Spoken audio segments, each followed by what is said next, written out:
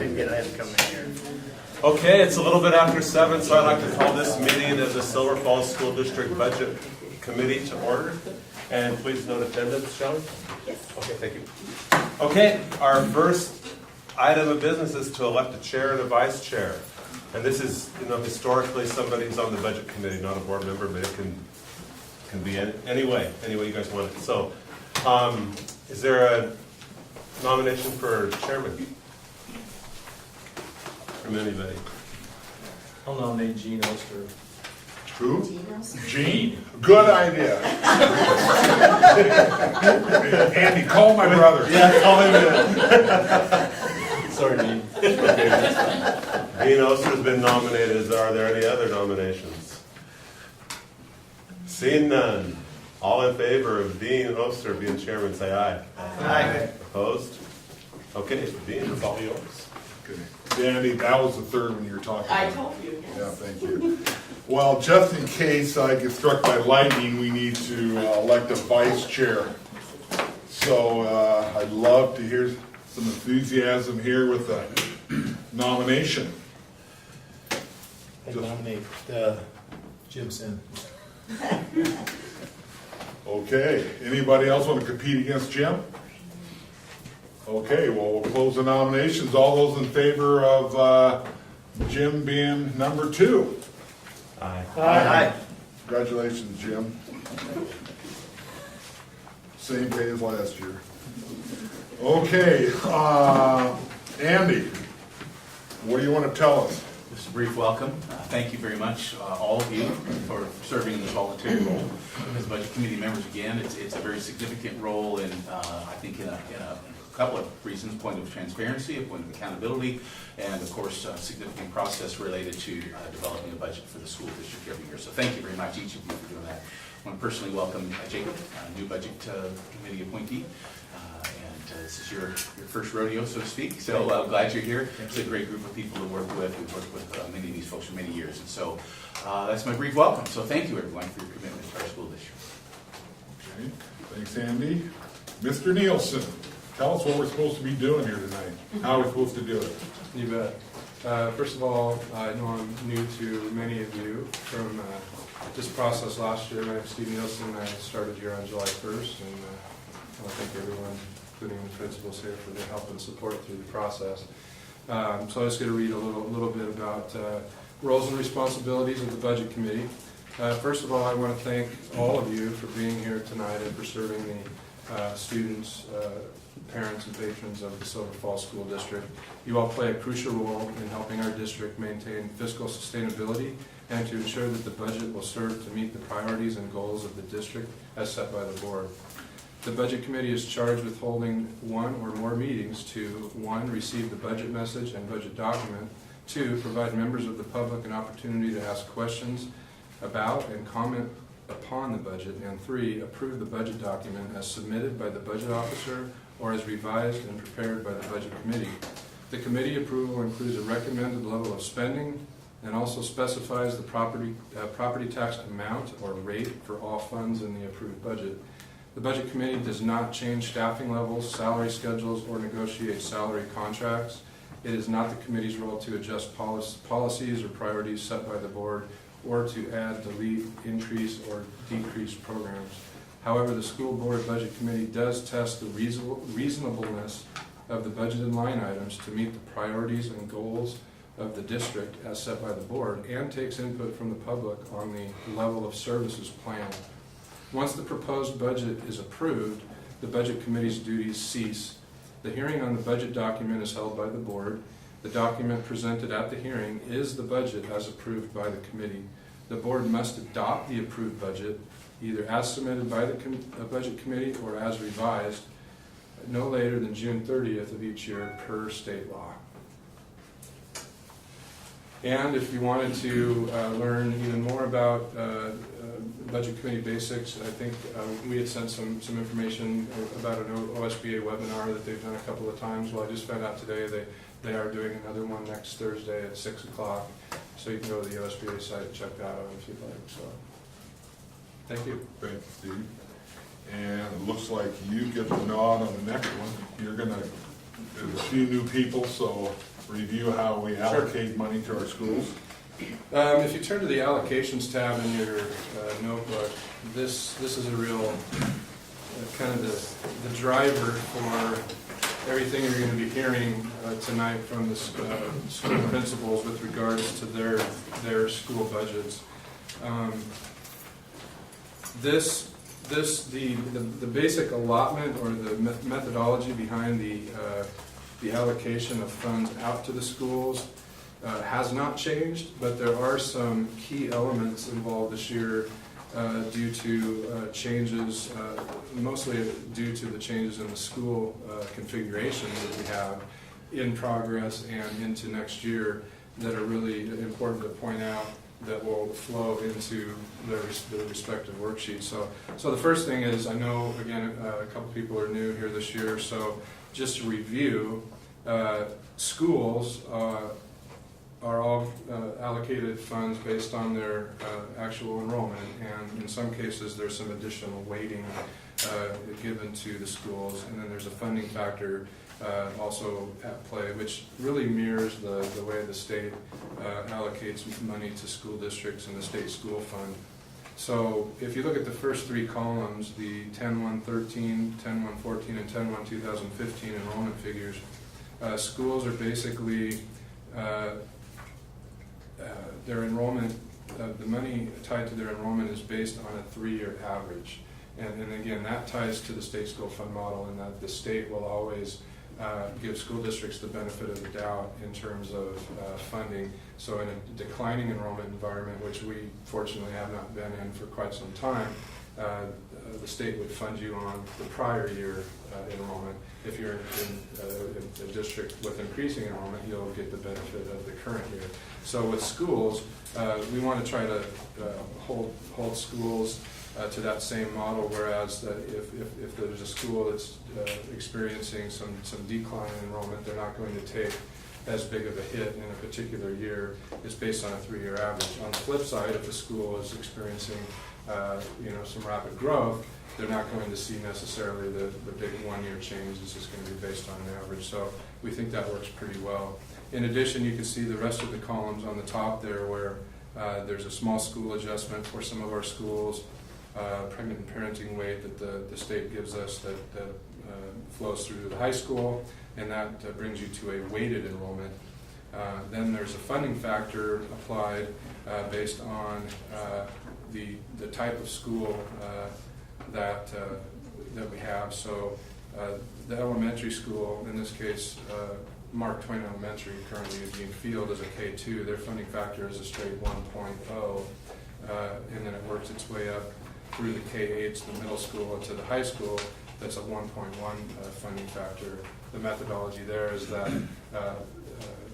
older students would cost a little bit more to educate the type of programs you're trying to offer in the secondary levels versus what you're doing at the elementary school. So essentially the last column on the top equates to our total funding factor for the schools, and that essentially, if you take that amount in the last column and multiply it by the number in the box, $5,400 at the bottom there, that equates to the totals in that particular column, and that's kind of the base level of funding for each school. Now, before I move to talk more about the bottom half of the sheet, I do want to clarify that the 3 enrollment columns at the top are enrollment with kindergartners still counted as half, so 0.5. So when you see our total enrollment as of October 1st, 2015, you can see it came to 3,500 even. However, that's with kindergartners counted as a half. So you can see the note that I made there, our enrollment, when you count kindergartners as a full weight, was 3,606. The reason that they're still counted as half on this sheet is because this is only the second year, 2016-17, where the state will be funding kindergartners as a 1.0. So we needed to do an apples-to-apples comparison in those columns. Last year, the district added funds for full day K, and it was not included on this sheet, and it did not flow through to the school district budget sheet. So FTE and the budget sheets didn't necessarily match what the FTE was at the school. So even though the enrollment is counted as a half here, we did make the decision. On the bottom, you can see a column called full day kindergarten allocation. This was not included on the sheet last year, but we thought it made sense to put it on the allocation sheet and have it flow through to the school district budgets so that the FTE, including the full-time kindergarten teacher, not just the half, was reflected on those sheets. So it's easier to track. It'll be easier for everyone to think about and track that way. So to continue on the bottom of the sheet, there's always a reconciliation in the second and third column. So the second column represents the amount of $2,015 that were not spent by the schools. And it's part of the district ending fund balance that essentially belongs to the schools. So a total of $175,000. So that's provided to them in addition to their base allocation. And then the third column is the estimated 2015-16 carryover. Now that's the amount that each school believes they will have left over at the end of this year. And then so they're given credit for that. So that column is then part of the reconciliation in column 2 the next year based on what they actually had left. So the second column could actually be a positive or a negative adjustment. Fortunately, we didn't have anyone with a negative adjustment this year. The fourth column is the fixed admin cost allocation, which includes building principals and the head secretary at each school. And then the full day K, as I previously mentioned, and then you get basically the total budget allocation for each school, which totals $23.2 million. So that number right there in the second to last column will be the number that you will see balanced to on each school's worksheet. The last thing I want to mention that's very important has to do with our reconfigured locations. So three schools here are in that situation. Eugene Field, which is named in here as the Mark Twain Elementary, Mark Twain Middle School, which will be Silverton Middle School, and Robert Frost. So it's as you look at this sheet, the enrollment. So for example, at Mark Twain Elementary, you can see enrollment with half kindergartners at 296.5, 288, and 274. That is reflective of K2 for all 3 years, not K3, K3, K2, just because we needed to say, okay, what was our K3 enrollment, so again, for uniformity sake. So for Robert Frost, which ended up being a 3.6, and for Mark Twain, that's Mark Twain Elementary, that's where you'll see what they're really configured at this year and going back as to if they were configured that way in previous years. So, but as you go into the actual sections into the schools, you'll see for each school the school profile page as well as their budget worksheet. The school profile page has one column based on where the schools are at actually today, their enrollment as of April 1st, as well as their staffing.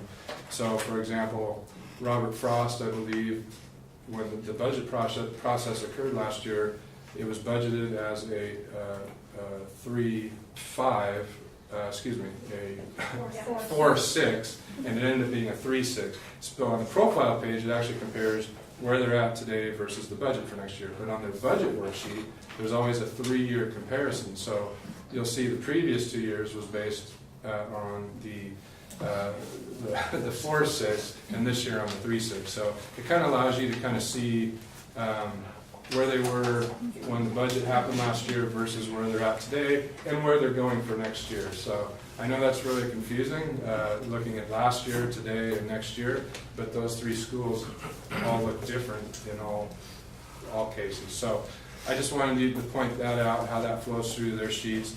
I know that the principals of those buildings will be clear on that. So just again, for example, Robert Frost as a 4.6 was budgeted at 15 teachers, but as a 3.6 they ended up with 18. But next year they'll end up with 14 because grades 3 through 5, those 3 grades have less kids than grades 4 through 6, for example. So I hope that makes sense. That one gets a little bit sticky, but I just wanted to set that up for you. So I think that's it. So Steve, what do we get ballpark or right on the money? What do we get from the state per student? Money. For 2016-17, it's not exactly the same Right. for every school district. It's close, but because of the way the transportation grant reimbursement part of the formula works, it's a little bit different for each district. But we're right about 7,500 per ADMW, per weighted ADM. So, Okay. Okay. And Steve, what number does the state base their funding on us? Is it less, so are they using 3,500, or excuse me, 3,606 for this upcoming year? How does that work? That would be defined as average. Well, that's our raw enrollment, and that will feed into average daily membership regular, ADMR. Okay. But actually, ADM is based on the average daily membership. One thing that people, some people think is that if a student misses a day of school, we're not funded for the day that student misses. That's not true. They have to actually miss 10 days in a row before they're taken off the membership. So essentially, yes, 3,600 probably represents maybe 3,550 or something. I mean, because through the year you end up losing, especially at the high school after the first of the year.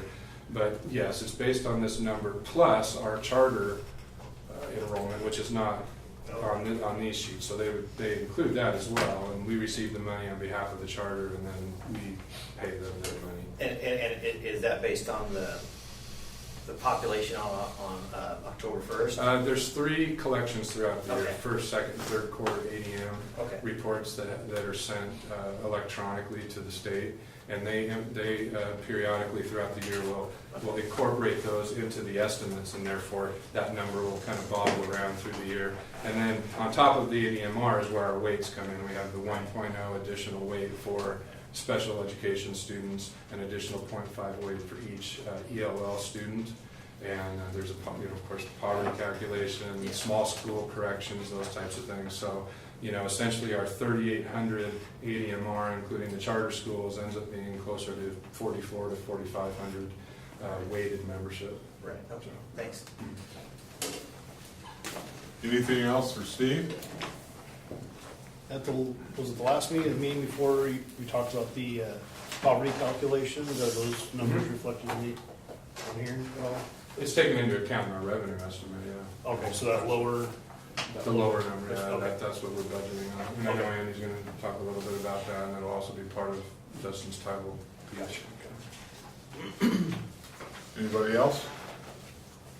Andy, talk to us about the money. So there's, appreciate Steve's explanation of budgeting. There's no easy way to I think really describe accounting for budgeting for public schools in the state of Oregon. It's a very interesting system that actually, if you start from, or if you begin from start of the budget preparation cycle through full reconciliation, there's an important reminder to all of you, it actually takes nearly a full 3 years for us to really fully assess what we have, how much money we have, what adjustments have been made, estimates at the beginning, actuals during the time that we receive the dollars, and then adjustments that are made literally up to 12 months after the fact. So it's a very interesting process, and it's important that we describe as much detail as possible, even though it can be confusing. And of course, with that, we want you to ask as many questions as possible related to what this is all about. So just a couple of things related to revenue forecast and legislative activity. I'll hit the legislative activity first because that's the easiest, is that we did have a short session in February, March, and there was no activity there related to school funding.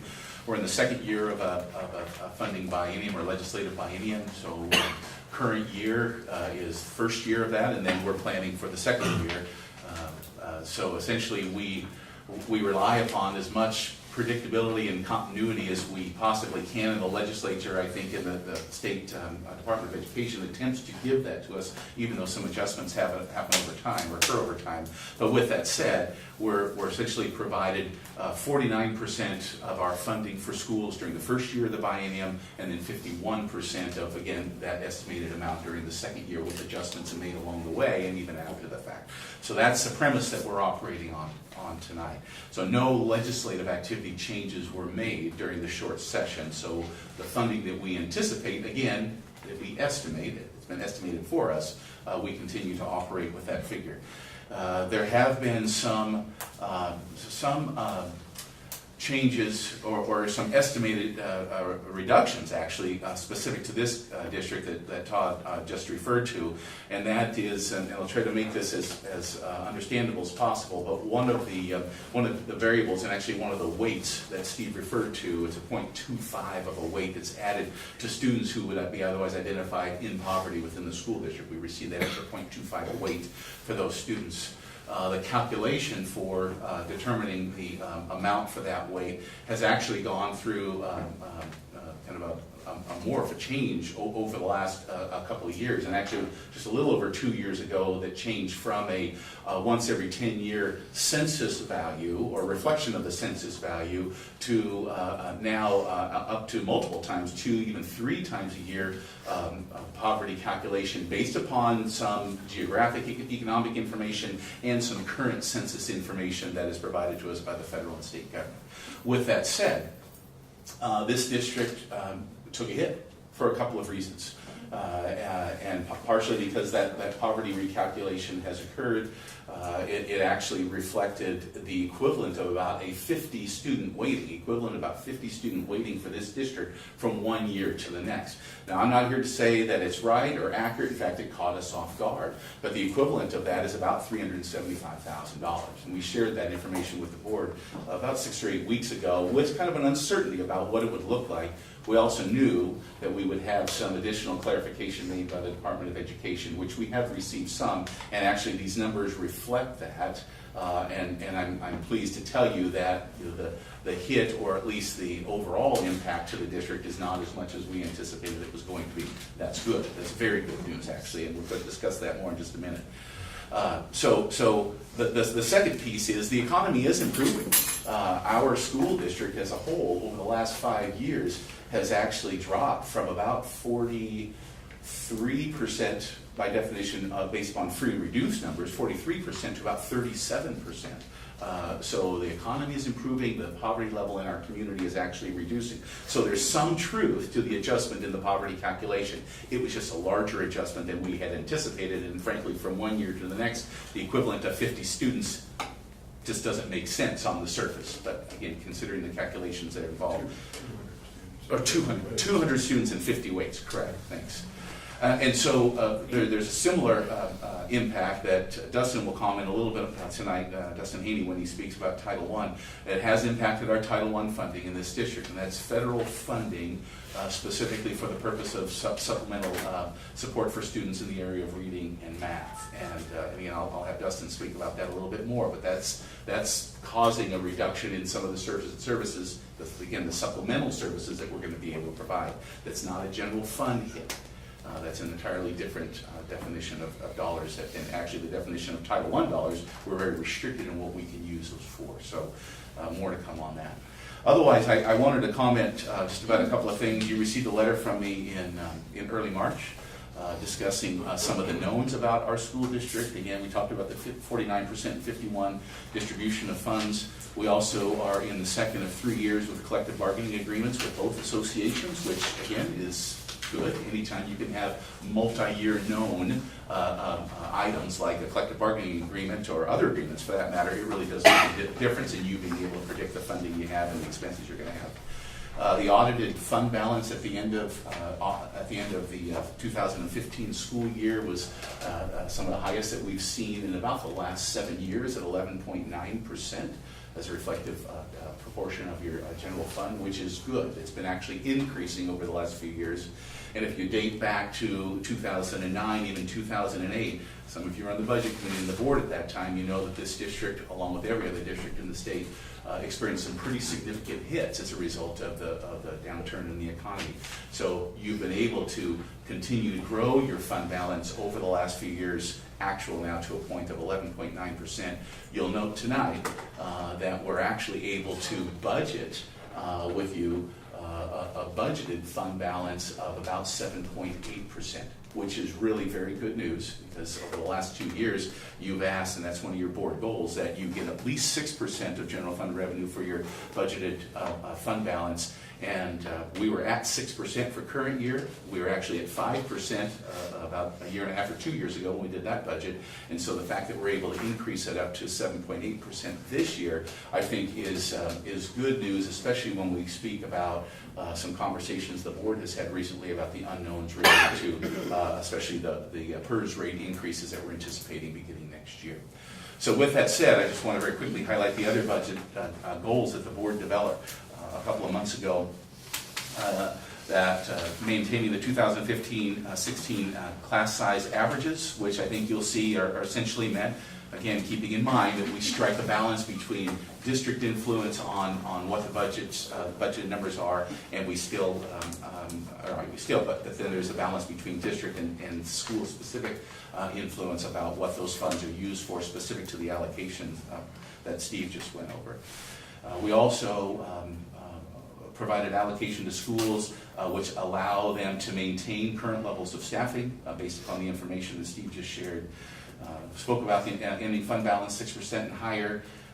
Each one of you received a copy of the strategic visioning document, and I really want to continue to highlight this document. It's a powerful document, and if you actually take a look at those things that are specific to the core values that we have as a school district, those are drivers when it comes to making some pretty important decisions, and the board uses those as well as the administrative team, and I think they should be referred to with this budget process. And then finally, the board did have a recent discussion based upon some conversation and even a presentation they had earlier this year about at least reviewing support options for, or vocational educational support options that we can provide as a school district. And that's maybe a little bit difficult to define specific to our school district, but I think you'll see this, especially at the high school level and somewhat at Silverton Middle School level, there are supports placed in there. What that could or would look like, I think, over the cross-section of the district, I think still requires some additional conversation by the board, maybe even some input by you as a budget committee as we move ahead over the next year or two as well, because those are incredibly valuable programs in addition to all of our programs in our school district. So that's a quick summary of some thoughts that I wanted to share with you about how we got to this point and where we are in the budget priorities to produce the documents that are in front of you. And again, these are largely worksheets that are placed in front of you tonight. The actual full comprehensive budget document will be prepared and presented to you at the May 12th meeting with the superintendent budget message presented to you at that time. That's it, Mr. Chair. Questions for Andy? Oh, I'm sorry, I did forget one thing, Mr. Excuse me. In addition to that balance of district priorities and school control over budgets, I did want to highlight over the last few years, we have really assumed more from a district level, really based upon uniformity. So of services we are now proud to say we provide each school. So those are specific things like curriculum. We have health services provided to each school in the district, professional development support for both licensed and classified staff members in more of a uniform presence across the district. We have uniform technology applications across the district, including continuation of our allocation per student at each one of the school sites. Special education, ELL, are additional supports that we have that are really much more uniform now than they've ever been in the past, which I'm pleased to say. And then finally, you'll recognize or you'll notice tonight a couple of changes that are a result of some changes in configuration, but they're also a very important note specific to administration. So first of all, you'll note that because of the grade configuration and Mark Twain Middle School being a 6, 7, 8 middle school, you will notice an increase in proposed support provided for the middle school specific to a position called Dean of Students. And that position is actually, will be half funded by the school district and half funded by the Silverton Middle School's allocation. The reason I bring that up to you is that when you have a grade configuration of a middle school of 6, 7, and 8, I think it does create some requirements that from a behavioral standpoint that really need to be met, especially when we're talking about 430, 440, maybe 450 kids, that additional support is necessary in addition to the school principal. So it uses the same mindset as what we have with the high school, principal and support through assistant principals. In this case, the middle school will be supported by the principal and a full-time dean of students. And that just makes sense for us, and we think it's required in this circumstance.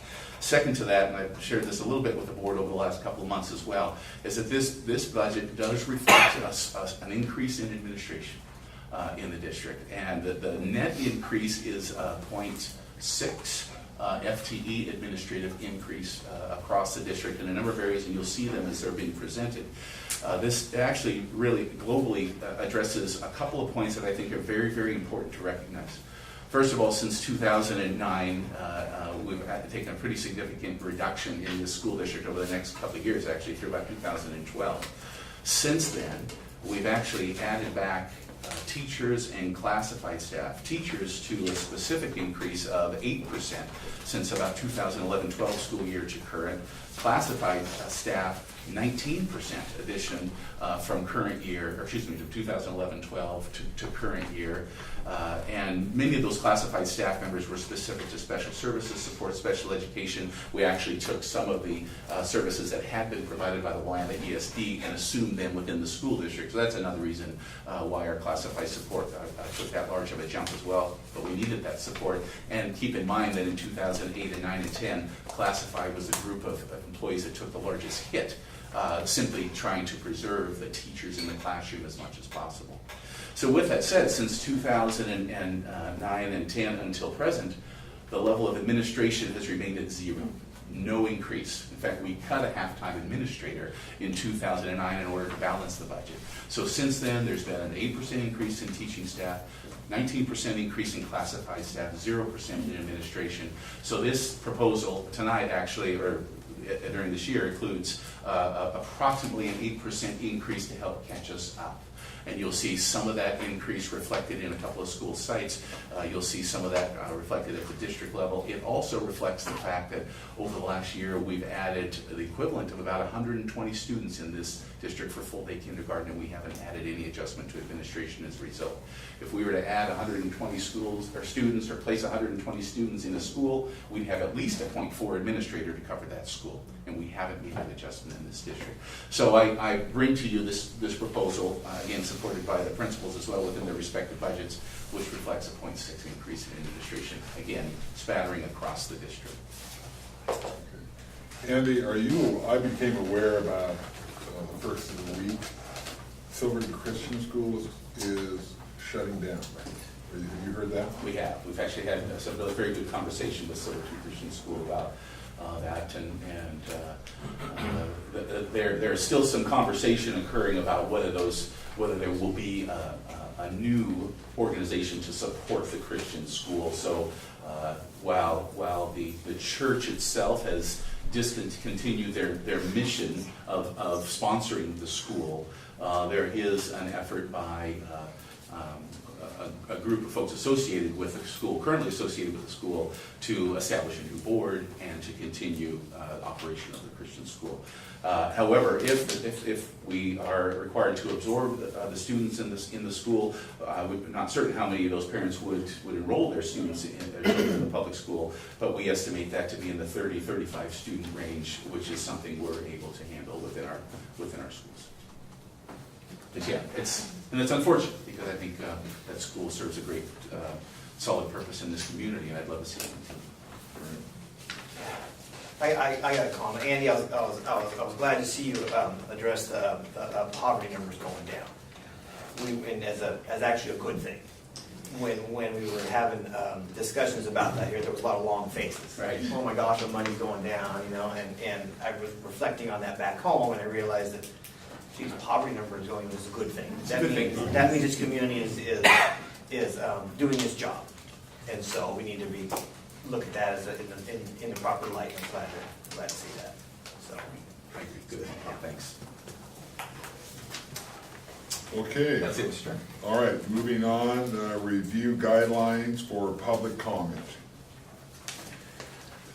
Is there anyone here tonight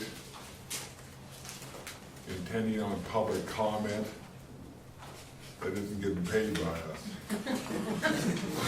Okay, all right, well, if there is our public comment suggestions, there is out, I believe outside there, there is a sheet on how we like to have that handled, but it may not even be necessary. So let's go ahead and, Dean, yes. I have a question. Last year after I left, I thought, we didn't even really meet. Some of, the people were working together. I thought it would be nice to just introduce ourselves briefly, maybe tell what we do and how long we've served the school district or something. If that sounded okay. Sounded like a great public comment situation. Let's see, let's start with you. You can tell I like relationships, I guess. So I'm Betty Jo Steele. My first career is a dental hygienist, and I still do that part-time. And then I am the chaplain at Silverton Hospital. I was on the school board for 9 years, and I think I've been on the budget committee about 15 years, so it's been a while. Wow. Yeah. I'm Robin Welch, and this is my second year on the budget committee, and I am a financial advisor. And I have kids at Scotts Mills Elementary. I'm Jacob Klotfelter. This is my first year on the budget committee. I have a kindergartner at Eugene Field, and I work in the finance office at Marion County. I'm Jim Sin. I'm a lab manager at the Silverton Hospital here in town, and I was on the school board for 8 years, and I'm just trying to think how many years in the budget committee meeting. At least 6, I think, but anyway, so I've been around a while. my name is Tom Buchholz. I've got 2 kids at Scotts Mills and 1 at the high school. And this is my second term on the school board. Todd White, first year on the school board, and I'm in sales. Dean Oster, and born and raised in Silverton, and I have no idea how long I've been on this gig, Andy, but anyway, it's been several years, and I'm a local real estate broker. Tim Roth, and I'm on the school board. I've been since 2005, something like that. I lose track. But I'm a farmer just outside of town, and I have a daughter at the high school still. Kurt Metzger, I can't remember how many years I've been on the budget committee, but 2 kids in high school and 2 at Victor Point. I'm a sales guy. I'm Melissa Briggs. I have 2 kids at Eugene Field, and I've been on this committee for, I think, 4 years, maybe. And I'm a lawyer. I work at the Supreme Court. Aaron Cook, school board member, starting my first term. I have a daughter at the high school, and a son and another daughter at Evergreen, and I'm a regional sales manager for my day job. Andy Blandon, superintendent. Been in this job for 6 years. Steve Nielsen, business manager, started July 1st, but I think my 15 through I'm in 2 other districts. Okay, Thank you. I'd like to know. it was a pleasure. Good suggestion. Good idea. Okay, well, now we get to hear from the principals. And unless there was an order change off of the sheet we got, Dustin, I don't want to waste your time. you drew long straw, you get to go early. So due to the poverty recalculation, Title I will be allocating approximately $100,000 less to our 6 schools. Principals were notified of this a few weeks ago, but it's good timing because they're able to match any changes they need to make with their general fund budget development. It returns us to about where we were in 2011-12, where we allocated about $430,000. So we're going to allocate $415,000 this year or next year. But again, the good news is fewer families meet the poverty definition, which is great, but it's not a savings for the federal government.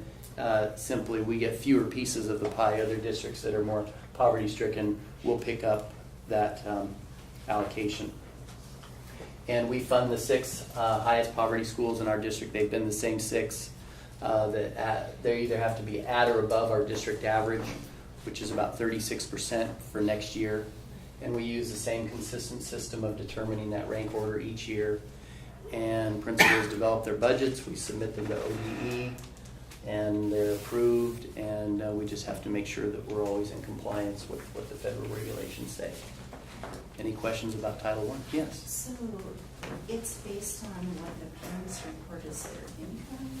The parents have to fill out they have a choice of filling out a free and reduced meal application, and then the schools that get the most applications back with the most eligible children, we take that raw count, we determine a percentage, and then we rank order them by that percentage, and then we determine a district average by those raw numbers as well. So I remember years ago, there was a real push to make sure they encourage the parents to fill those out. Yeah. Do you feel like that's happening? Yeah, because principals know that their allocation, you get a per student allocation. Yeah. So if we're allocating $415,000 and you have 100 students that are eligible, and you're another school that has 250 students are eligible, you're going to get a per student allocation. And each school is getting the same allocation per student. We used to weight it, especially when one of our smallest schools was at the top. We wanted to make sure that that school had at least enough money to fund a half-time Title I teacher. But now some of our larger schools are at the top. And so it's just the same per student allocation times the number of eligible students, and it all has to balance down to the bottom line number. Any other questions? Okay, so Central Howell and Prattam budgets are pretty simple. Prattam and Central Howell, again, are in a unique position. Our enrollment is up and holds steady, but we do not have an empty classroom to put anybody in. So we don't have the burden of trying to afford a whole nother teacher. So we kind of have this luxury of being able to have this surplus right now, but eventually over time, as the cost of doing business goes up year after year, that will be eaten up, and we will have no place to go because we have no way to expand. But that could be 10 or 15 years from now. It just depends how fast the cost of doing business goes up. So at Central Howell, we don't have any staffing changes. We're purchasing 2 additional Chromebook labs for 1st through 3rd grade, and we're going to get 6 iPad minis for our kindergarten class. And we have a planned reserve of $30,000 that we plan to use in 17-18. Everything else is pretty much the same and straightforward. So you're maxed out on your enrollment, basically? Well, we're not maxed out, but we can't take, I'm sure that we could take another 30 kids, but we have no classroom to put them in. So we don't have to use that money, that $30,000 or more, to buy another teacher. Right. What's your enrollment? It's 177, 175, 178, depending on which month. You're talking Central Howell. Central Howell, yes. Oh, Central Howell. Right. So your building's about full, you're saying? Yeah, right. We're going to have 24 kindergartners, and we won't be able to take any 2nd, 3rd, 4th, or 5th graders next year. We might be able to take 1, maybe 2 1st graders, and maybe 1, 2, 3, 6, 7th, 8th graders, but that's about it. We have to be very strategic to where we take them, because right now we have a 3rd grade class that has 30 kids. And that's going to cause a problem as they get into 6th, 7th, and 8th grade, because we want to have about 60 kids in 6th, 7th, and 8th grade at the most. And that 30 student bubble can cause a problem. But they used to be 36. So maybe by the time, I'm hoping by the time they get to the 6th grade, there'll be a few less students in that grade level. And when you say take in a few, are you referring to kids from Salem? Well, Transfer from Silver wherever, Falls, yeah. Right. Salem, Jervis. Right. But if you get, we've referred to your building being full, but a lot of that is full of transfers from other buildings. Oh, from sure. So Sure. you're not full from within your district. No, your not area. Your tenants Central are- Howell and Bethany area residents, no. Right, okay. But did you cap your kindergarten at 24? Yes, and that's a nice number for us. Any other questions on Central Howell? Okay, Okay. Pradham. Pradham, same thing, not an extra classroom. Pradham's doing very well on their budget. We're adding 1 2-hour-a-day assistant for interventions. That's all that person's gonna do. By teacher referral, and it'll be a very fluid grouping. Can you help these 2 kids in math? Can you help these 2 kids in reading? Can you help these 3 kids in writing? 2 hours a day, and the teachers are excited to have that extra little bit of help. So that'll be a posting. All other staffing remains the same, and Pradham has a $72,000 plan reserve. But Pradham's going to need that down the line, I'm sure. So do you have a cap? I noticed both of your upper level rooms have 30 students. Is that your cap? Well, this year, I think our middle room had 33. Our middle room had 33. Big room had 26. And the little room, we could have a few more students in there. And so we're going to try to get that. You know, we need to stay around 9 to 11 per grade level in that school, so that we don't cause big problems when they get into 3, 4, 5 class and then 6, 7, 8 class. So again, it's very strategic acceptance of transfer students. Our residents, we have no choice. Do you know the percentage of product that are transferred? It's pretty high. I had that number in my head. It's pretty high. It's over 50% transfer students. Yeah. The actual number of students from the Pradham attendance areas is probably 40-45% of that school. The rest Yeah. are transfers. In district and out of district. Yeah. Is that our highest in the district, or Yes. it is? Any other questions?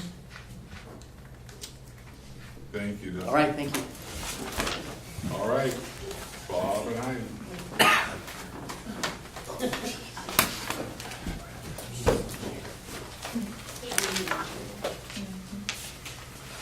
Well, actually, we're pretty similar to what he was talking about in Pradham, except that we don't have that kind of carryover. Staffing looks increased, but that's just because we're now funding out of our budget the halftime kindergarten person. There's not a lot that's changed. Is there anything in specific you'd like me to talk about?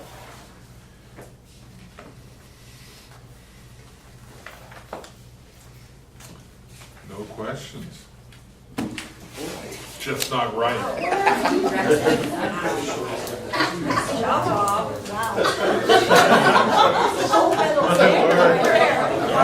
This had to be a record. I was gonna say, Bob, way to set the bar so high.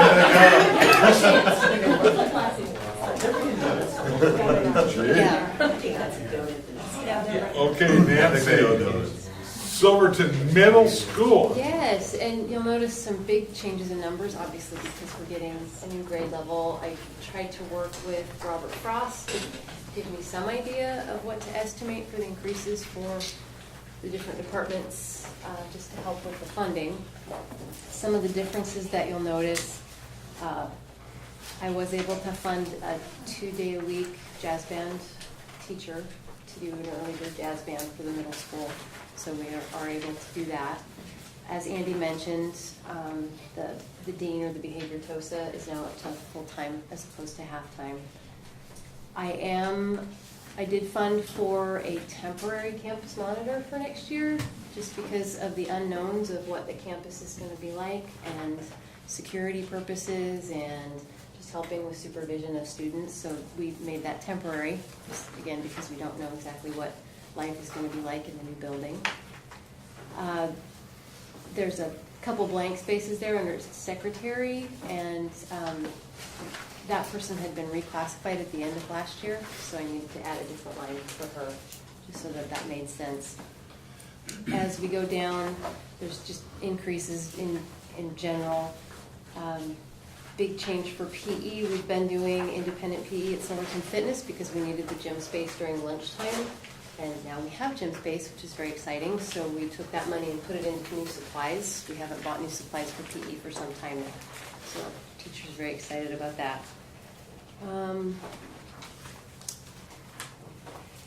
I'll just jump down to, for the contingency plan reserve on the last page. I did do an emergency reserve of $10,000 for next year, again, for the unknowns, just in case we have one of those, oh, we didn't think about this, and so I wanted to make sure that I had some money set aside just for that, just in case. Any questions? Refresh my memory in regards to what changes, physical changes are going on up at, I guess, Mark Twain because of the transition. Was there like a covered play area going up there, or what? I think Andy or Jen can probably talk about that. I just know what's going on over here. Oh, excuse me, I'm sorry, I'm in the wrong school. I'm in the wrong school, so anyway, right. But it would be good to hear kind of what they are doing. So we've got, and again, we've got the portables coming in and keeping our sixth graders self-contained. We have a computer lab that will go into that area, plus room for Title I and for special ed. So that's a little more central for 7th and 8th graders and 6th graders to access. Obviously, we're not using that big central part. There's the map right there. But, and then we're using the 2 wings. And so we find it amusing to say that because we're now going to be Silverton Middle School Falcons, and they'll be in the wings. So I know that they've got it all leveled out there, and they're working on it. So we're excited to see the changes. And when is that, Andy? When, I heard that's supposed to be done here, early June, the placement of all the... No. No, No, okay. everything I will be thought finished by that the had end to of be a summer. rumor. Right, everything will be finished by the end of summer. Right. We hope to have most of the interior upgrades finished by the end of June, which would be great. And then that way, most of the summer work will be hooking up the modulars and doing the final move-in and final punch list and all of that. Yeah. Oh, okay, so I was at a turf meeting last night. Oh, yeah, the turf's Somebody always- said it's that, and I always said, I active. think everybody's gonna be working at the same time. There'll be a lot of activity right Yeah. north and west of this building between, well, now it's already begun, but especially between June and August. So Right. this is going to be a happening place. Bring your lawn chair and Pardon? favorite beverage and watch it all. Yeah, there you go, okay. I have a question. Yeah. The first page of the budget under middle junior high programs mathematics, there was a 3,000 entry fee membership. The 3,000 is textbook. We need some more 7th grade textbooks, so that's what that is. Entry fees and membership was 90, and textbook is the 3,000. And then the next page, your workshops, there's a big increase in both of those. For Under instructions. okay, instructional staff development. We are a PBIS school, so we work on staying positive with our students to teach them expectations for the school, and we're having to create all new videos and lessons and all of that. So what that is for is to pay my PBIS committee to come over and figure out what lessons we need to give, and then do the videos and create the lessons so that they're ready to go for that first week of school. They'll do that during the summer. We'll do that as soon as we're allowed on campus. You should have a committee that's already established and Yes. begins planning with what you know. at this Yes, point. we've been over there before the construction started to just get some ideas, but yeah.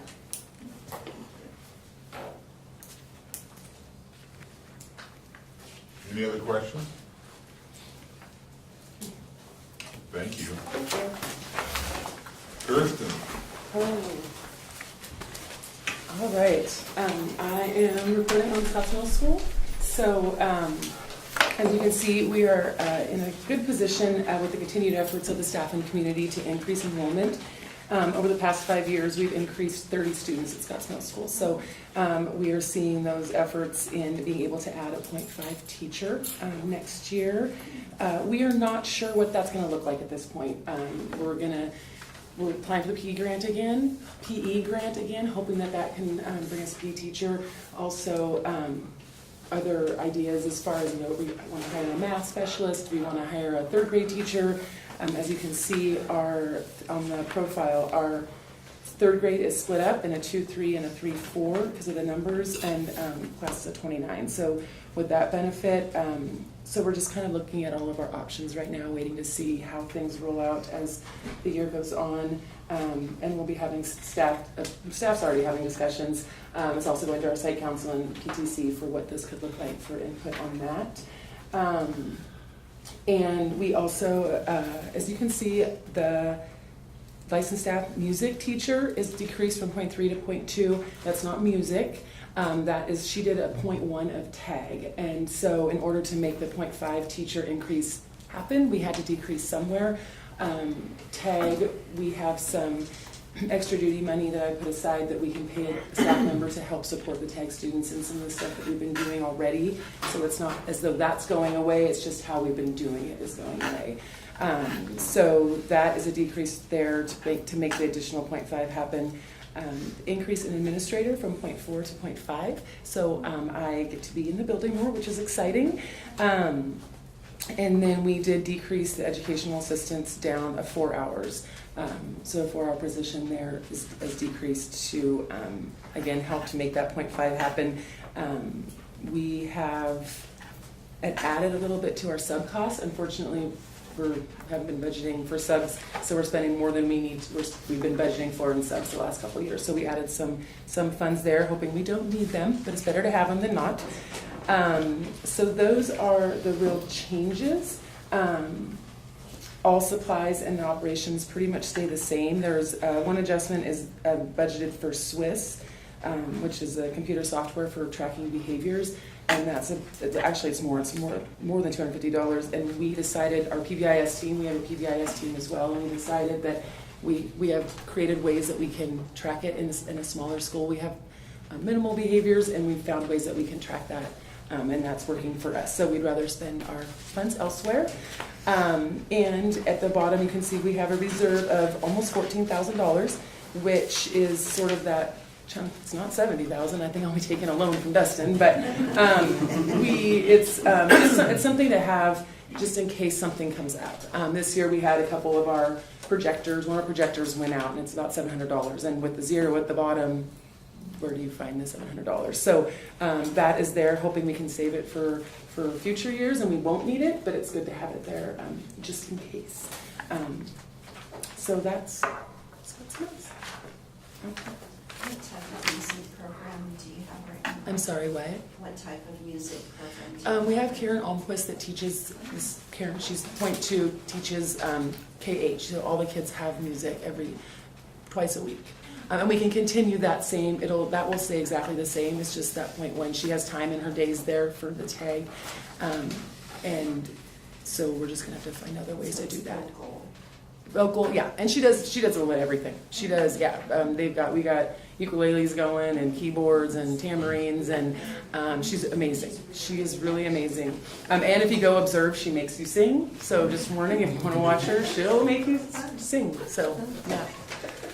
Will your tag program continue at the same amount of time put into it as it was? That is our goal. That is our goal. She, just because she has the hour in the day doesn't mean that that's tagged and the kids aren't getting pulled out every day or whatnot. She'll do paperwork and organizes the WISC testing and stuff like that. Those are things that I can take on. And she does do some really great things with. She had a veterinarian come in this week and talk to our tech students. But I believe we have the capabilities of doing those things. We not that we don't want her, but that 0.5 teacher, finding a 0.5 teacher is a little bit easier than finding a 0.4 teacher. So it was sort of we had to weigh what was going to be more beneficial for all of our students. But we hope it continues at the same fidelity. And we've got really amazing teachers with great talents that I'm sure we can put some stuff together. Any other questions? Are you excited for bingo? Oh yes, thank you. So if you're bored while I'm here tomorrow night, I have the floor. Tomorrow night, Scotts Mills Gym, we have our bingo night, and it's from 6 to 9. Doors open at 5:30. Our PTC has over $10,000 in donations for this event, so we are really excited. We do take credit cards this year. So, anyhow, tomorrow night, bring your family. We've got food. We got nachos, Italian sodas. Are you sales too? Yeah, I can give you cards. I have flyers. I'll give you a flyer after. I think that was supposed to be under public comment. Sorry. Don't worry I was about it. asked by a board member. Good evening. Robert Frost. Mr. Chair, could I interrupt for just a sorry, I second? walked away. I just want to make one important distinction. So to compare a school like Central Howell versus Scotts Mills that has one kindergarten class. So with Central Howell, if you look at their budget sheet, they showed FTE in the budget of last year at 6.5 and this year at 7. Well, they really already have 7 because the kindergarten FTE was counted as half, and now it's flowed through as the 1.0 on their sheet. So there's really no change there. However, on Scotts Mills was the only school that prior to this year already had their kindergarten teacher counted as a 1.0 because they offered full day K prior to this school year. So when you see a 6.0 last year and then a 6.5 for next year, that does represent the true increase of 0.5 that Kirsten mentioned. So I just wanted to make sure that was understood. Robert Frost. So as many of you know, Robert Frost is going through lots of changes.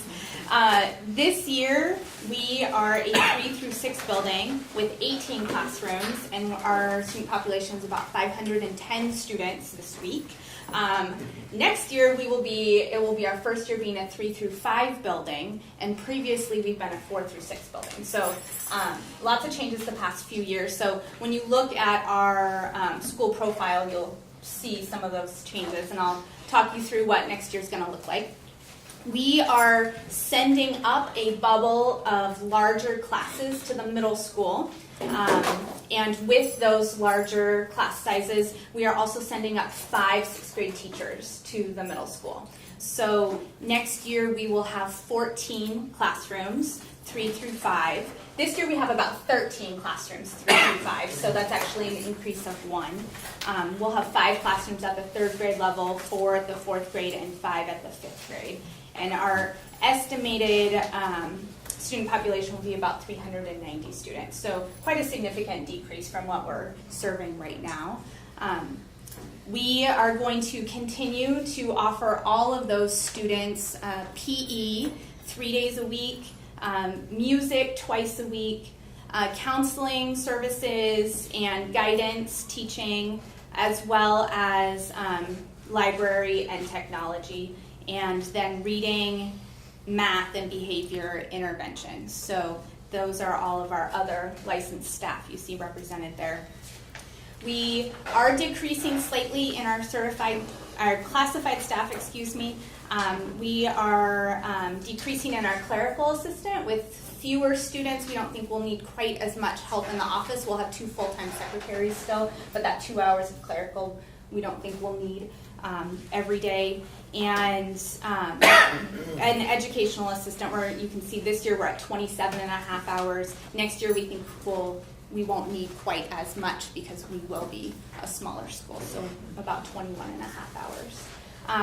You'll see if you look at our budget sheet, there's a whole section of 1121 budget codes that are grayed out. That's because we'll no longer be having 6th grade. So many of those funds we shifted into elementary budgets. So you can see, for example, that our printing budget in the elementary program went from $6,000 to $12,000. We're just taking into account that the money that was previously at the middle school level is now in the elementary, so that we can keep printing things and keep our copy machines and all of that. So service-wise, we're going to be offering the same things to our students. We'll just look a little smaller next year, which is, I think, exciting in a lot of ways. So, Questions? So, I'm sorry, I kind of missed the printing and binding cost, the double. it's because we had $6,000 this year in or $4,000 in printing and binding copier costs at the middle school level, and so we're moving that budget just to the elementary level next year because we won't have 6th graders, so we can't have that middle school budget anymore. It's nice that you're able to offer the same. Yeah, it is. And the same for principal? Yeah, so as you've heard from many schools, we implemented PBIS this year, and so the office of the principal has absorbed some of the costs that we're using for our assemblies and our printing and operations to do PBIS. I see you're down in classified staff for next year because of that bubble you said we're leaving going to middle school. I realize you can't speak for the middle school, but I see that classified staff doesn't move over with them. I know Nancy, I don't want to speak for Nancy, but she did talk about how she was creating several positions such as a campus monitor. So I think she's using that. There's one 7-hour position that should be reflected in the Silverton Middle School position that is moving just to support. There's one full-time educational assistant that will be supporting just the 6th grade classrooms. Okay. So I'm not certain how that's reflected in the budget, but that is the Their expectation. eating time increased 6 hours a day.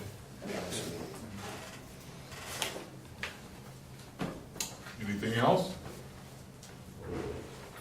Thank you. Hey, thank you. Jennifer? Hi. So, we might be the second most complicated budget this year.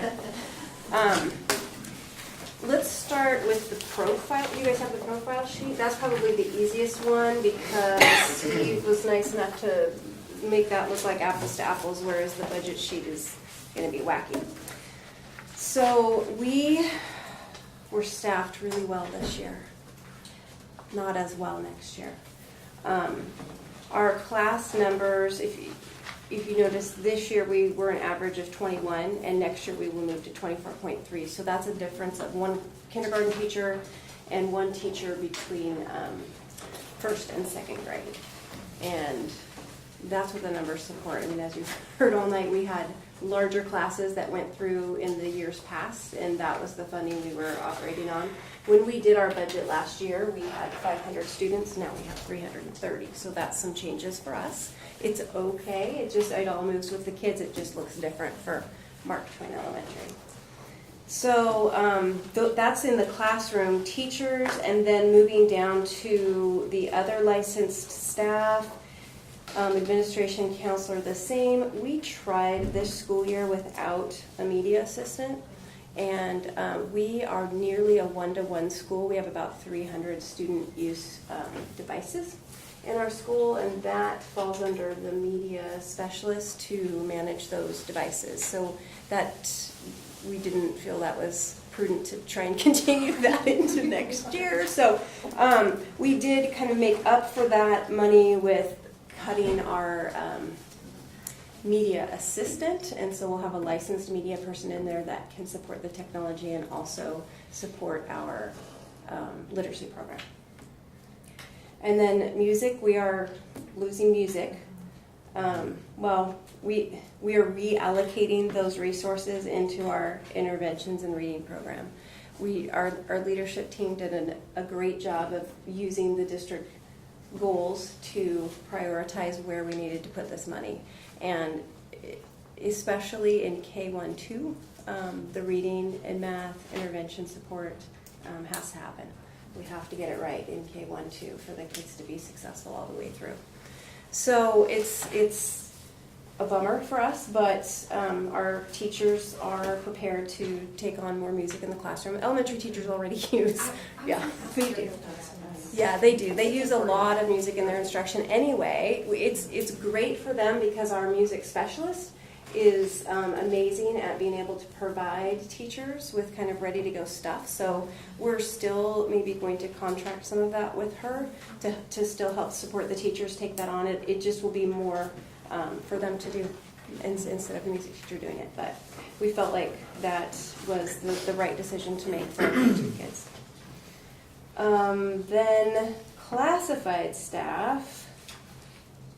So we maybe got hit by that title allocation the hardest because we have the 60% of the title kids in our district, approximately. We're at 58.7% of the title kids in the district. So the amount of title dollars per school would hit us the most because it goes per student. So we have chosen to backfill our title intervention program with our general fund. So some of our classified hours it will still be in the building, but it will be dedicated to Title I. And then the other reductions in our classified staff reflects that we have 2 fewer classrooms to support. Any questions on that part? Okay. So if you look at Mark Twain Elementary, I don't recommend that you look at the 3-year because it's been different configurations. But if you come down, the first difference is we did cut our special projects coordinator from 3 hours a day to 2 hours a day. We believe we can make it work with that. Substitutes are a big difference. So we left some money in our contingency fund to be prepared if that number isn't enough. But another big change to Eugene Field School or Mark Twain Elementary, is that we're not hosting district special education programs. So we had been, a lot of our substitute costs were actually district special ed programs. So we think pulling the numbers just for our staff that is not special education programs, that this is closer to the number that we'll need. Of course, now we have several teachers who are with child, so we'll see. Contingency fund. Yeah. Okay, and then everything else is pretty much the same until you hit contingency fund, and again, that is partly the unknowns of going to another school, partly the hopes of contracting some kind of music support for our teachers, and to be prepared if those substitute costs that we budgeted for aren't quite enough. Any questions for us? So you did cut down your printing and costs? Yes, one of the benefits of being in almost one-to-one school is you do have less printing costs. The downside of that we've learned this year is you aren't printing things to send home with kids. So we have had to set up online profiles for parents for kids to, screenshot what they're doing, put it in an online portfolio and email it to parents. But yeah, the daily or the weekly folders of this is what your child worked on in class don't exist anymore in our building. Has that been adapted pretty well, like with families, do you think? I think so. I mean, it's an adjustment. So some parents are really excited about it, and they love, like, they're at work and they're getting like a live feed of what their kid's working on, and they really appreciate that. Others would like to see the papers at the end of the week because they have a lot of email, or they don't have access to email. So it's kind of, it's been a little bit tricky for parents to really identify what each family needs. I would say 80% of our families love just let's get it online and cut down on paper flow. But we do need to identify that kind of 20% of families who need to have some information at the end of the week about what their child's doing. And when you're running everything online, that's trickier. Yeah. So can you tell us a little bit about how the building will be adapted for you guys? Well, we think it'll work. As is. But we'll see. Really well. There's not, a big budget to make changes. They are planning to put in an outdoor play structure. So that's necessary for little guys, and we are working to come up with some indoor recess options that building doesn't necessarily support now as a middle school. But the classrooms are wonderful for elementary. They're large. They have sinks. They have a lot of storage. So, overall, it will be fine. Yeah.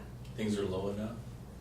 Well, actually, currently, if you walk in the halls of Eugene Field, there's wooden blocks that kids step on to get to the drinking fountains and the hand washing stations. And, it's... Lower blocks. Take the blocks with you. We're taking the blocks. We're packing those. So the entire facilities have been stopped. No. Is that going to happen? Honestly, that has been a concern by some parents. We are not concerned about it at this point. Of course, if we have trouble with it, we'll address it, but I don't anticipate that being a problem. Honestly, our kids are 20 feet from a highway right now when they go out the front door, so having 9 acres of grass, I can definitely catch them. So will they be able to go clear down to the soccer? It's all downhill. Yeah. Yes. So what the PBIS training that you keep hearing about is kind of a boot camp for kids on what the expectations and boundaries are for your campus. And so we will train kids where those invisible lines are of how far they can go. And then we will have to just reposition recess staff. So currently it's a pretty small area that they patrol. We will have to put the recess staff now between the street and the building. But we think that will work fine. We don't anticipate it being a problem. Our kids, they'll do what we tell them. Betty Jo, the covered play area will be over the existing concrete basketball court that you've seen at Mark Twain. It'll actually be 20 feet wider than that. So it'll be about a 70 by 100 foot structure.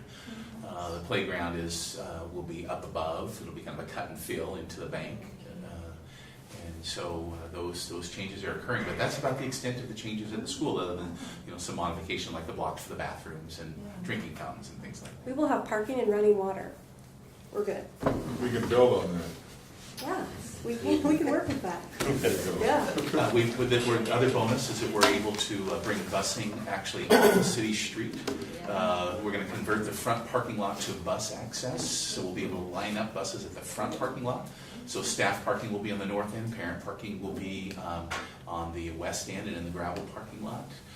So it's going to be a huge bonus, and I teased the Eugene Field staff about this the other day as well. They're moving into a school that's actually 36 years younger than what they're in right now.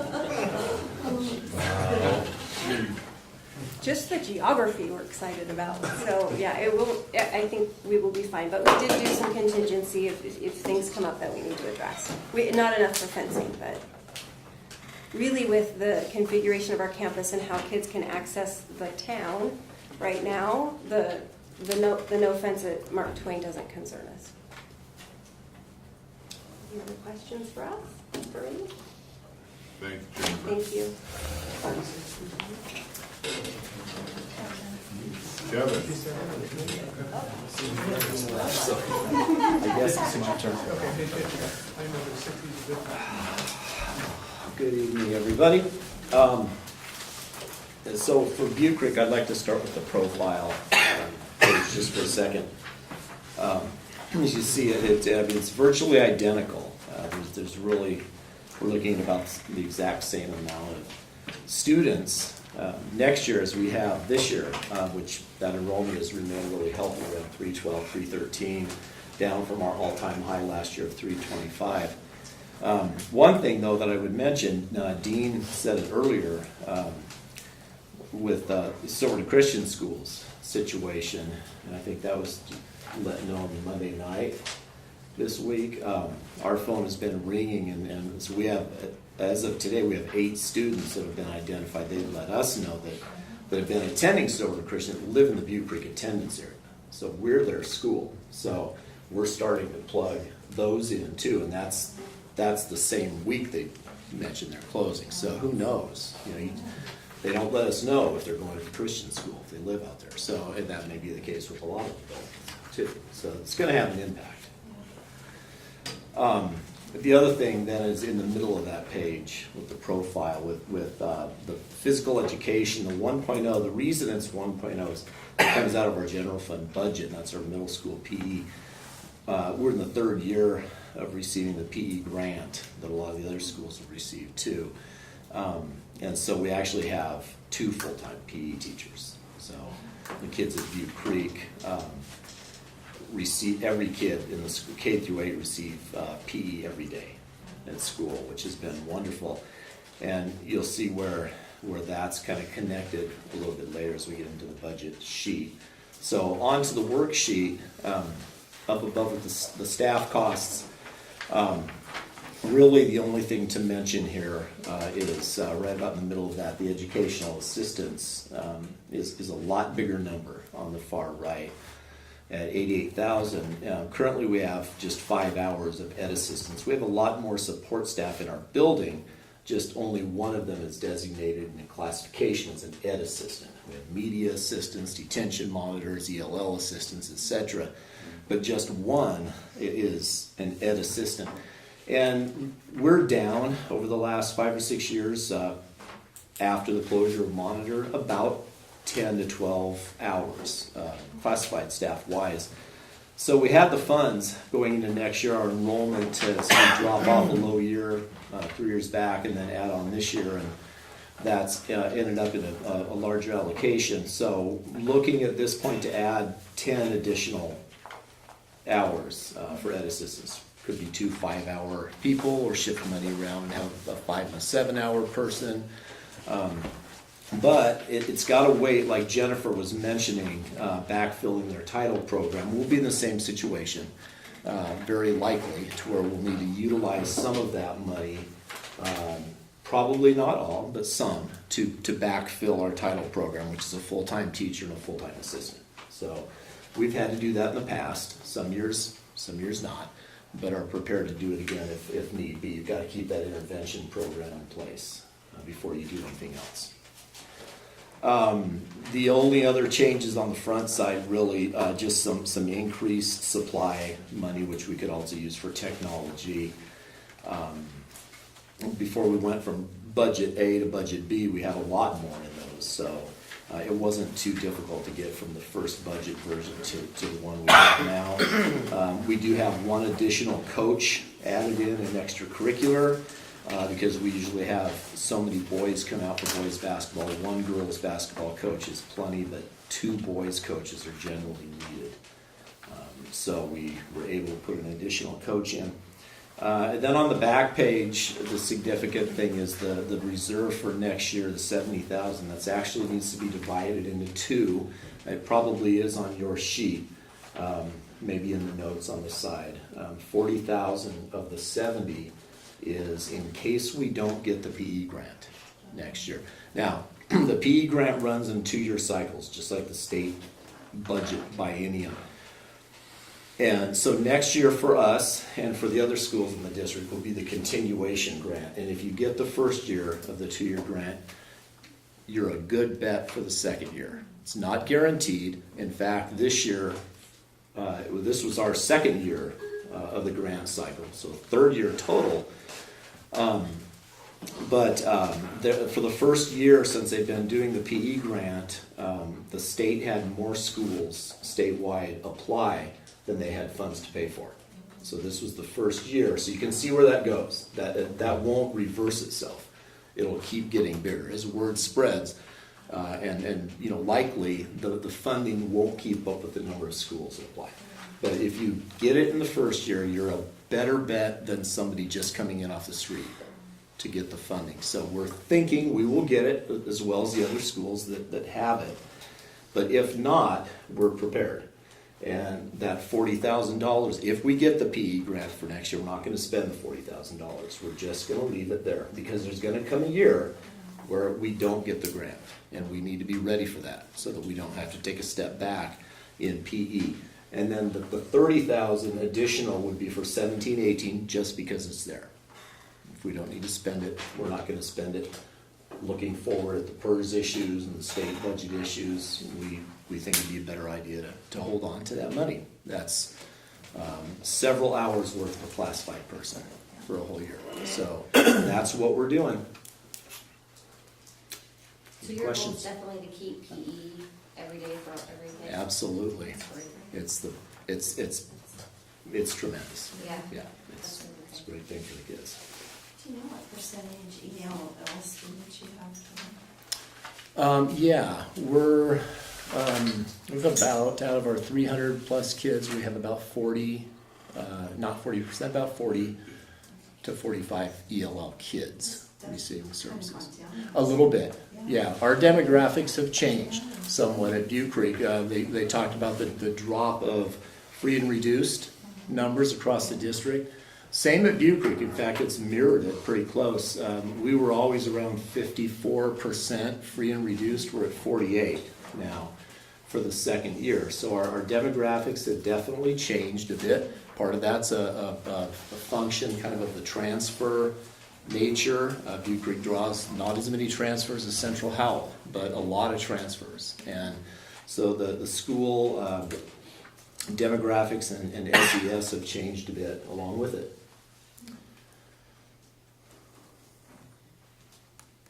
Any other questions for Kevin? Thanks, sir. All right, thanks all. Linda? I am prepared to share information with you on behalf of Jamie McCarty. We will look at both Silvercrest and Victor Point. Jamie apologizes that he can't be here with you tonight. He's traveling for a family wedding. But he shouldn't apologize for that, because I would rather do that than this, but it's all good. So we'll begin with Silvercrest. The Silvercrest budget, as we go through, is fairly tight. So not a lot of sort of loose change sitting out. And if you look at staffing at the top, you will notice an increase, making the Silvercrest administrator position 0.5 instead of 0.4, so increasing that slightly. That's a reflection of a small increase in enrollment at Silvercrest, but again, just the increased demands of the administrative position. Moving down, no other significant staffing changes at Silvercrest whatsoever. There may be additional modifications made. Silvercrest may be impacted by a reduction in title funding, but again, none of those decisions have been finalized, and Jamie believes that he has, there's a small amount of money you'll see set aside in contingency, and so if he needs to make some backfilling decisions, he has the financial reserves to be able to do that at Silvercrest. So you'll notice kind of the big ticket items in primary programs and middle school programs. He has the third and final year of a computer lease. So they have Chromebooks and laptops accessible to students at Silvercrest, and those were purchased on a 3-year lease program, and he has the final payment on that lease due. So that's why that money continues to sit in those accounts. Moving down, no additional changes, nothing particularly highlighted again. You will notice in the office of the principal just some minor reductions, but he has retained some funds in the office of the principal, and that's again to maintain the PBIS program that you've heard a lot about. So some staff time in there for planning and preparation prior to the beginning of the school year, some minor video production kind of work, and then some prizes and rewards incentives for positive behaviors. You hiring cheaper coaches next year? I know. He has enough now in his reserves and pay to play that he can offset having to use general fund. So that's a good point, Jim. That actually will end up being kind of an alternating year. It takes about 2 years to build up enough in pay to play fees to turn around and fund a coach or officials out of that. And so you have to put it back into general fund every other year to cover when you don't have enough in your pay to play. So nice catch. You'll see the $36,000 sitting in reserves. His primary objective with that money is to begin saving for a PE teacher. Silvercrest has not been a recipient of the PE grant. He would like to be, but we'll have to see where that plays out. If PE grant funds are not available for PE. 36 isn't listed There's there. no reserve. Yeah. Did he change that? Do I have his old version? Well, originally, so he may have already made that offset. Sorry, Steve, that's my fault. I didn't print the new one you sent me. So my guess is then he's already made the offset for his Title I reductions, which means they really need the PE grant at Silvercrest. So we will work on that with him as well. And Kevin's right, because Silvercrest hasn't been funded in the past, he doesn't have, it's probably not as sure of a thing. It'll be a tougher sell for him to get that. But we've had some good success in writing those, so we will certainly pursue that at Silvercrest. So, other questions about Silvercrest then? Anything else you caught that I didn't? Okay. Victor Point, yep. At Victor Point again, minimal changes in staffing. You will notice the administrative FTE increase of 0.15. That is again a reflection, Victor Point enrollment sitting now around 220, and so that warrants a 3/4 time administrator on site. Similar look at computer hardware in both elementary and middle school and high school. The Victor Point lease has been completed, but they have a 2-year technology plan that their staff and site council has generated, and that includes a significant increase of one-to-one devices in student hands. So they will prioritize iPads for primary aged classrooms, and they would like to purchase another bank of Chromebooks. They currently have a full cart with 35 Chromebooks in it that they share among classrooms. They actually have 6 classrooms trying to share that right now. They'd like to buy an additional cart so that they're just sharing among 3 classrooms in the building, and that the staff very quickly prioritized that as where they would prefer to spend their money. Those are well used. So, no changes in extracurricular, nothing of significance through the remainder of those. I think the rest of Victor Point is fairly self-explanatory. Questions on, did I hit all his notes? Yes, I believe I What's did. the big reserve for? The big reserve. So Victor Point is a recipient of the PE grant. However, Jamie is looking forward to part of receiving the PE grant is that you have to be able to demonstrate to the state after so many years that you have a sustainability plan. So essentially that is his sustainability plan, saying that I have now banked enough funds that if the grant were to walk away forever, that I would be able to sustain that at Victor Point over time. The other piece with PE that hasn't really been addressed is that there is actually a new legal requirement for physical education. And so you're hearing some conversations about PE during this budget cycle. There will be significant conversations about necessary FTE for PE beginning in the next cycle, because the 2017 and 18 school year is when regs kick in for mandatory PE for every student every day. So buildings that currently don't offer PE at all must identify a way beginning in the fall of 2017. So many of the principals are preparing and sort of hedging their bets and knowing that that requirement is coming very quickly. So that mandatory requirement isn't coming with mandatory funding, is it? Not today. There's lots of conversation about that, and because we are a year away and we're entering a new biennium. But Did you say that was a federal or state? State requirement. So if the student population is dropping, or expected to drop for next year, why did we have the increase of 1.5 for the administrator? I don't believe the student population at Victor Point is expected to drop. Yeah, it's a 214. It's a 214, Estimated 222. anyway at this point. Well, anything over 200 students, so you have 9 full classrooms. Kindergarten through 8th grade are each individual classrooms. So I would venture to guess, and I am speaking now not on behalf of Jamie, I'm speaking on behalf of myself as the former principal at Victor Point. 200 kids in a building is not manageable 3 days a week. So at a current level of being 0.6, that's not enough time in a building with that many students. Yes, I got kind of a follow-up question for both of those, because Jamie was a 0.4 at Silvercrest and a 0.6 at Victor Point. Now I'm looking at a 0.5 and a 0.75, so there's some administrative... Yeah, let me address that. Okay, That's good yeah, timing. good. Because I think it's pretty important to note that a couple of priorities are at play here with that 0.6 in administration.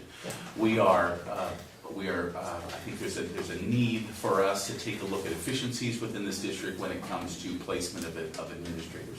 So, and this information, by the way, is going to be shared tomorrow via an email, and I owe it as a courtesy to the staff of the buildings that will be affected, but clearly Victor Point and Evergreen, actually, because of their geographic proximity, will actually be managed by one administrator. And when you combine those, Tom, you've got about 300 students. And using Butte Creek as a perfect example, we have a full-time administrator at a school with 300 students, and so that makes sense. And so that's where that combination comes to play. We do a similar configuration, even though the FTE is different. It's a little confusing, but the FTE is different between Central Howell and Prattle. We're talking about fewer kids, but we're also talking about a district level administrator who actually takes care of all of our title programs and a number of district level functions.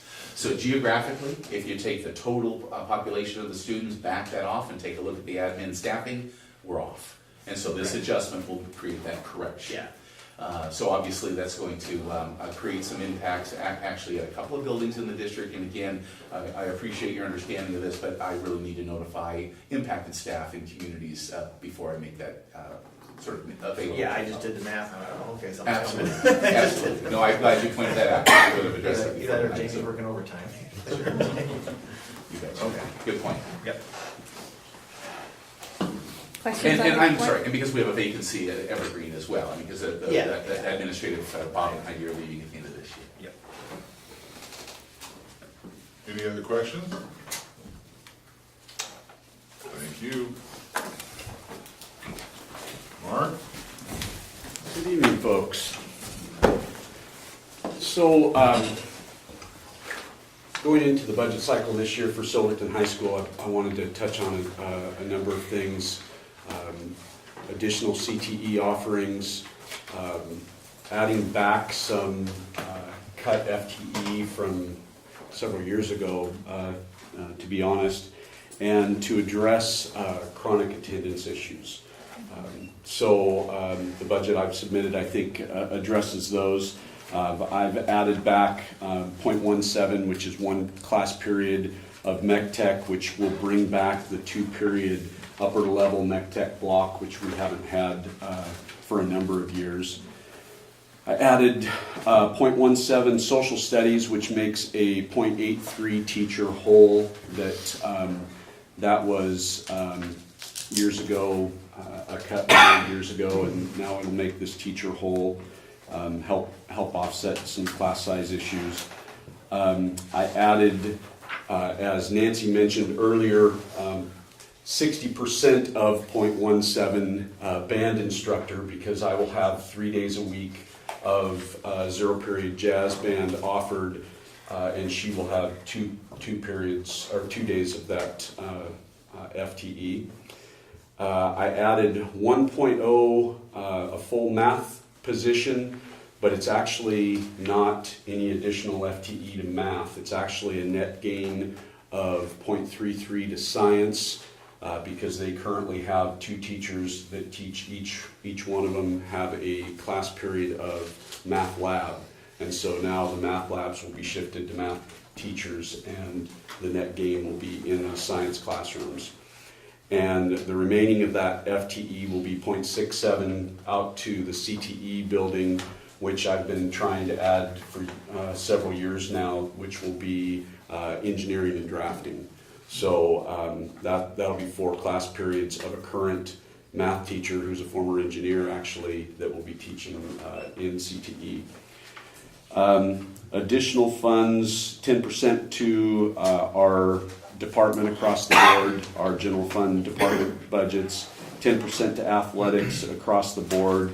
I'm really happy that we have not increased pay to play in my 7 years as principal, and it's something that we feel very strongly that we want to maintain the ability for families and their kids to be able to participate.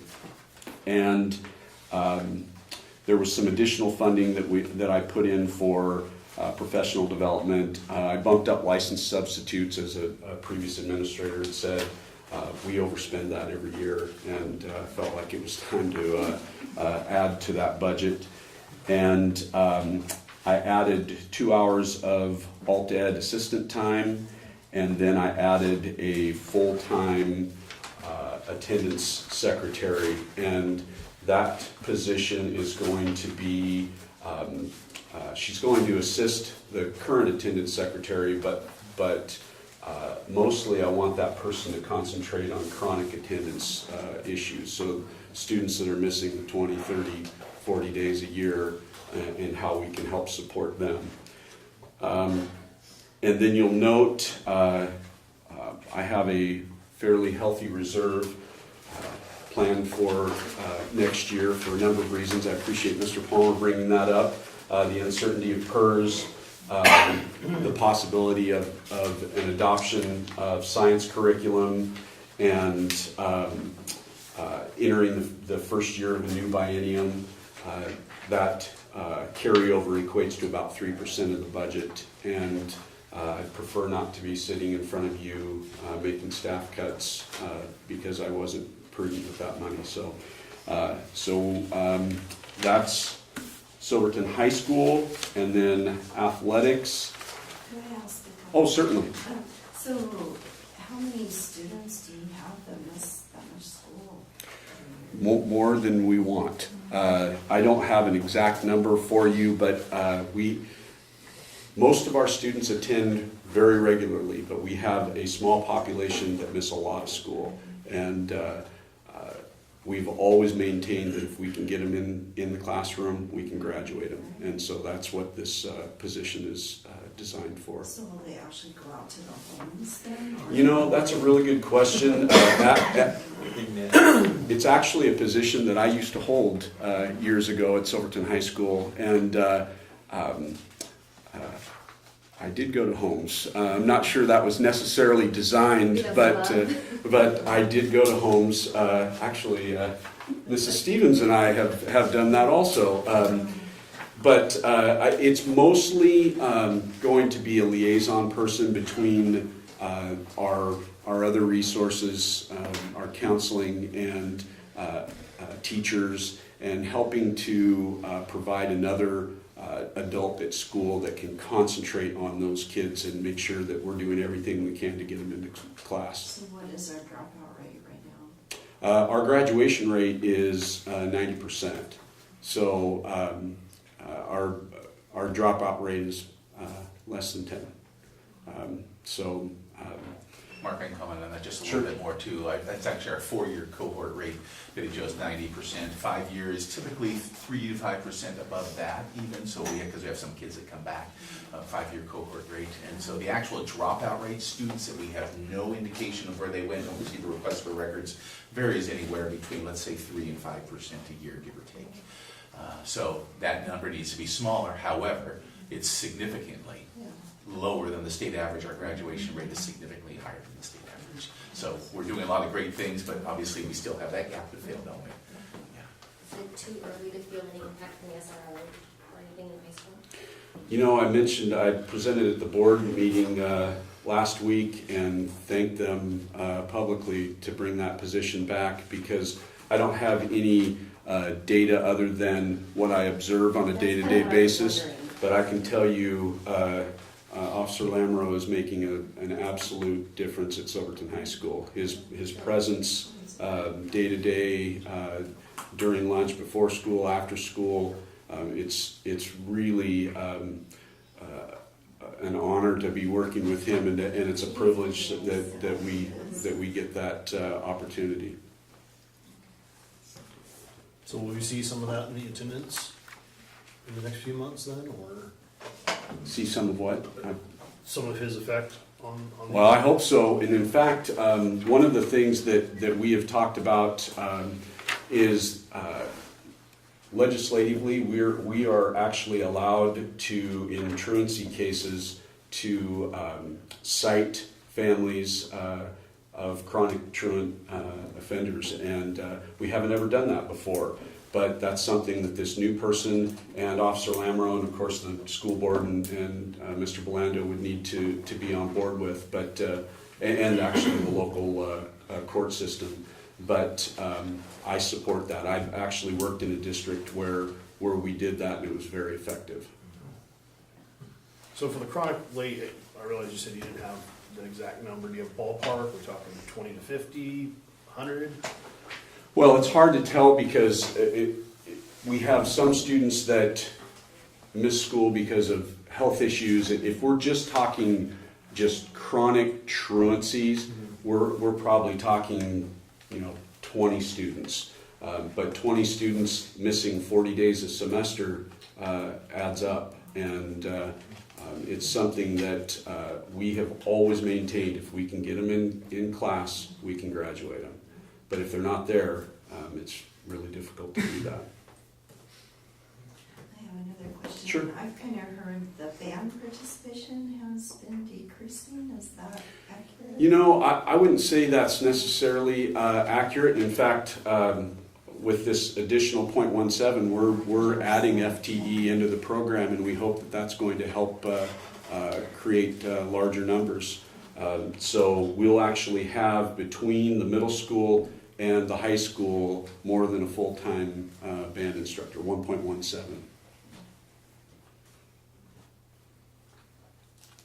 Athletics. I am here representing the better-looking version of Mr. Greg Kotz.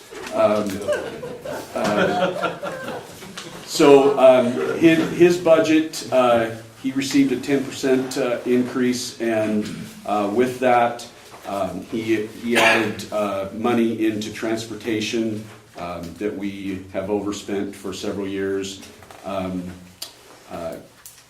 Supervision, we've upped the supervision for events, games, dances.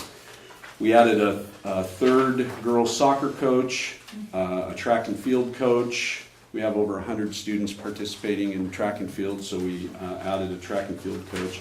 Freshman baseball coach that was previously cut and had been paid out of pay to play.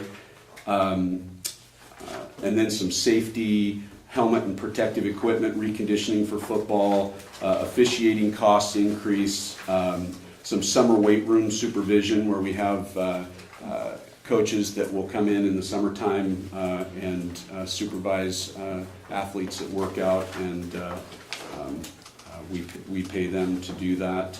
An additional money for coaches clinics, the pool rental went up for us, and then an increase in dance team coaching salary.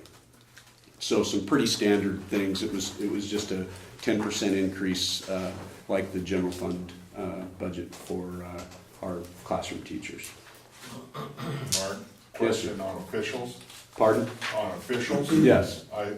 Now, I heard that statewide individual conferences are potentially looking at, as a conference, going to, if I'm talking about basketball now, going to Three three-day officials. cruise. Mhm. What's the So, update on that? I'm involved with the OSAA board, and actually that was a topic of our last meeting. And it's in the caucus stage right now. We're gathering information. Right now, it appears that it would not be mandated across the state, but if the OSAA decides to go to 3-team cruise during the state playoffs, we would almost get 100% of the leagues going to 3-team cruise. Until that happens, I don't see it happening across the board. Some leagues have already done it, and they like it. Some leagues are resistant to it. So, Well, and some of that would be dependent also on the officials associations and their own bodies, how many people. availability, yeah, that's one of the major factors right now. Not so much up the I-5 corridor, but east of the mountains.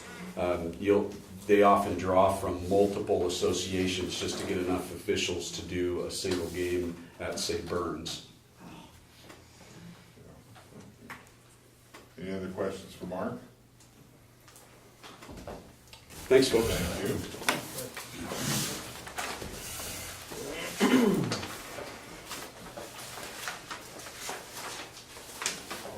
Okay, so that looks like that's it for the budgets on agenda, audience with visitors. Dandy, anything you want to say? Pardon? We have one, excellent. Come on up. Do we have to sign in on this? I don't know, I didn't see my name. Not like the city of Silverton, okay. Sarah. No, we do. We Oh. do. We have an extra note. Okay. Sarah Whitesman, Silverton. Thanks. I was just here to listen, but I did notice one thing I just wanted to make a quick comment on, which was music at Eugene Field / Mark Twain Elementary School. And as a mom who has a preschooler, they'll enter the district in 2017, I think. I know elementary teachers do music all the time anyhow, but I don't like hearing that there's cuts to music education anywhere, especially elementary kids. I just made some notes, music improves language development, increases IQ, helps with spatial temporal learning, increased test scores. It helps mastery and memorization, increased in hand-eye coordination, emotional development, pattern recognition. I mean, the list goes on. There's probably about 10 more things. So I just wanted to encourage you to look at that closely and hopefully maybe find some funds to help keep music in elementary school. Thanks. Thank you. Now, as I recall, was there a large contingent of folks at the last board meeting in regards to music? That was regarding jazz band at the high school. That was band. That was, Specific to zero- okay, zero well, period music, high school. yeah, but anyway, okay. Thanks. Thank you.